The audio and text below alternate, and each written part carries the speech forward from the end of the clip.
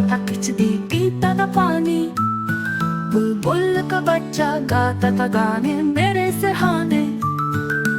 एक दिन अकेला बैठा हुआ था, मैंने उड़ाया वापिस न आया। बुलबुल का बच्चा उड़ गया दूर, छोड़ गया यादों का नूर।